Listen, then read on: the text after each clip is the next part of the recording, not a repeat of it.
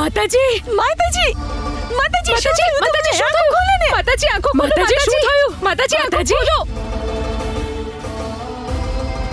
કોઈ છે અરે શું કરો છો ભાભી કોઈને તો બોલાવો માતાજીને હોસ્પિટલ લઈ જવા પડશે મામાજીને રણજીતજી તો ફેક્ટરી ગયા છે અને મોટી મામી ને નાની મામી ઘરમાં તો કોઈ નથી અરે શું કર્યું તે મારા માતાજીને હમણાં તો હસીને બોલી રહ્યા હતા મારા માતાજીને શું થઈ ગયું કૈલાશ બંસી અરે જલ્દી આવો શું થઈ ગયું માતાજીને શું થઈ ગયું તમને આંખો ખોલો માતાજી ગીતા જા ડોક્ટરને ફોન કર હા અરે ક્યાં મરી ગયા હતા તમે લોકો અહીંયા માતાજીનો જીવ જોખમમાં છે જલ્દી ઉઠાવો માતાજીને રૂમમાં લઈને જવાના છે ચાલો જલ્દી ઉઠાવો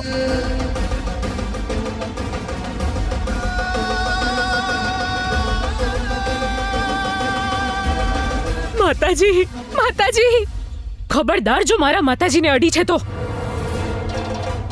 મળી ગઈ તારા કાળજાને ઠંડક હા મારા માતાજીની કેવી હાલત કરી નાખી તે મેં શું કર્યું છે શેઠાણી અરે અમારા તો નસીબ જ ફૂટી ગયા કે તારા જેવું ગ્રહણ અમારા બધા પર લાગી ગયું આ હવેલી પર જે કંઈ પણ સંકટ આવી રહ્યા છે ને એ બધા તારા કારણે અમારા મોટાને તો તું ખાઈ ગઈ હવે આ માતાજીની પાછળ પડી ગઈ છે તું શેઠાણી હું મારા સ્વર્ગવાસી માના સોગંદ ખાઈને કહું છું મેં કંઈ નથી કર્યું શેઠાણી મેં કંઈ નથી કર્યું બસ મને એકવાર માતાજી પાસે જવા દો એમણે મારા નાના ભાઈનો જીવ બચાવ્યો છે અને આવી સ્થિતિમાં હું એમની સેવા નહીં કરી શકું તો મારા પાર્વતી માતા મને ક્યારેય માફ નહીં કરે મને જવા દો અરે તારા પાર્વતી માતાએ છે ને પહેલા જ તારા જેવી હત્યારી માટે નરકમાં જગ્યા રાખી હશે આવી મોટી મને પાપ પુણ્યનો પાઠ ભણાવવા વાળી તારી જાતે અહીંયાથી નહીં જાય ને તો હું તારા વાળ ખેંચીને તને આ ઘરની બહાર ફેંકી આવીશ સમજી તું શેઠાણી હું તમારી આગળ હાથ જોડું છું શેઠાણી બસ મને એકવાર એમની પાસે જવા દો હું બહાર ઊભી રહીશ બસ એકવાર જવા દો મને ખરેખર એમની બહુ ચિંતા થઈ રહી છે શેઠાણી મને જવા દો ને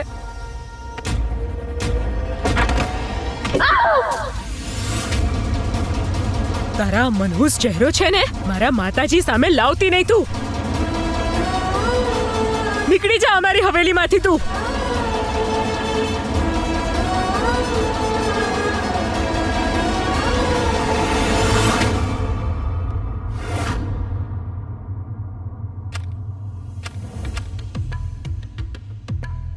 હજુ જોઈતા હોય તો વધારે આપી દઈશ પણ એના બદલામાં મારે એ જાણવું છે તમારા અને માતાજીની વચ્ચે સંપત્તિ બાબતે શું વાતો થઈ રહી હતી જો માતાજીને આ બધાનો અણસાર પણ આવ્યો ને તો મને ફાંસી પર લટકાવી દેશે અરે હું છું ને તમારો બચાવ કરવા માટે અને આમ પણ જો માતાજીને ખબર પડી જાય તો તમે ગામ છોડીને ભાગી જજો જીવવા માટે મોટી રકમ પણ આપી રહી છું ને તમે જઈ રહ્યા છો કે અત્યારે જ માતાજીને તમારી હકીકત કહી દઉં અરે વકીલ સાહેબ તમે તો ધમકી આપી રહ્યા છો અને હું તમારી સામે વિનંતી કરી રહી હતી મગજ પર જોર લગાવો અને વિચારો મારી વાત માનવામાં જ તમારો ફાયદો છે માતાજીને વફાદાર રહેવાના પણ બહુ જ ફાયદા છે ચલો તમે જાઓ પ્લીઝ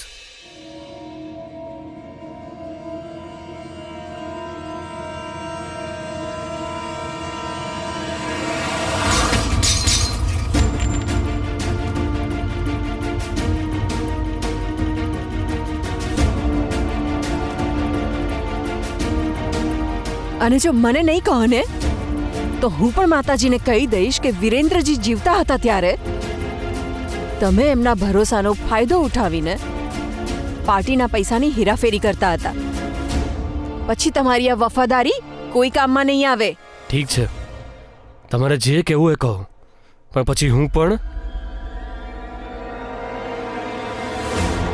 તમે હમણાં જે કંઈ પણ કહી રહ્યા હતા ને એનું રેકોર્ડિંગ માતાજીને સંભળાવી દઈશ હા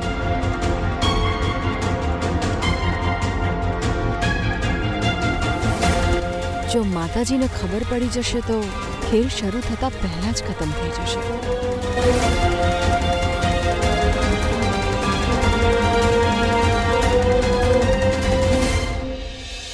માતાજી, અરે શું થઈ ગયું મારા માતાજીને અચાનક? માતાજી ભાનમાં આવો, માતાજી. હે ભગવાન, હે શિવ શંભુ, મારા માતાજીને ભાનમાં લાવો. હું ઊંધી ચાલીને તમારા મંદિરે આવીશ.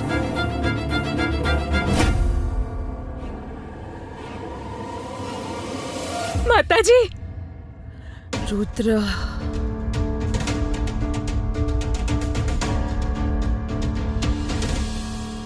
માતાજી. એ છોકરી, ત્યાં જ અટકી જા. મારા માતાજી પર છે ને તારો કાળો પડછાયો પણ ના પડવા દેતી, નહીં તો હું તારો જીવ લઈ લઈશ. રુદ્ર.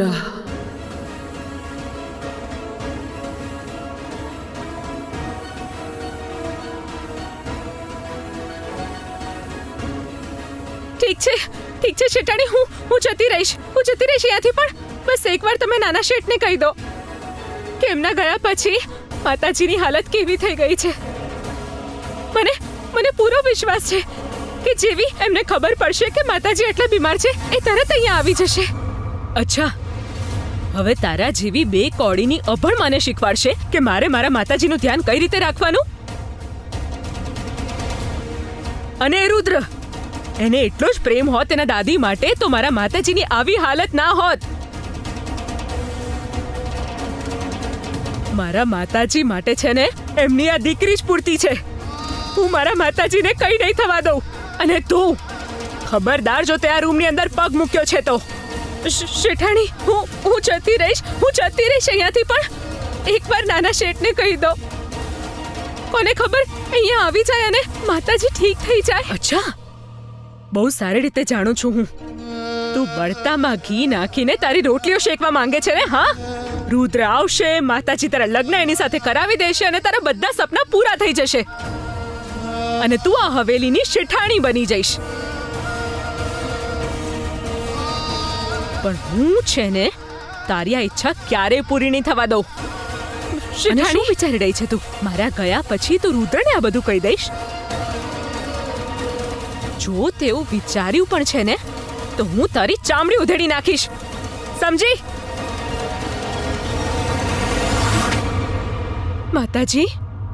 માતાજી, તમે આરામ કરો, હું ડોક્ટરને બોલાવીને લાવું છું. હા ગીતા, તું આવ મારી સાથે.